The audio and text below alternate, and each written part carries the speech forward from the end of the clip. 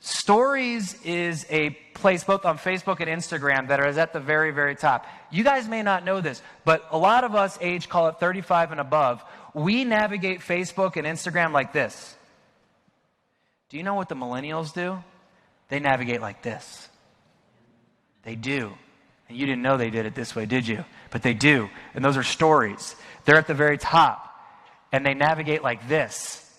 And they look at our stories. So look, these things are at the top of Facebook and the top of Instagram. If you're saying to yourself, gosh, Corey, how do I get more engagement? How do I get more people looking at my stuff? Try stories. Try doing a story here while you're at this conference. A couple of pictures here, a couple of pictures there. Figure out a way to put it on your story, whether it be Facebook or Instagram. You'll get a whole new audience that will look at it, okay? And you're getting top of mind. Now, don't go crazy and just start throwing willy-nilly up there because Corey told you to do it. Try to add value when you can.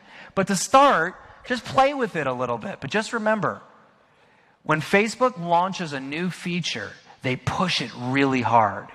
The two things that they're pushing really hard right now, stories and Facebook Live. And I'm going there in just a second, okay?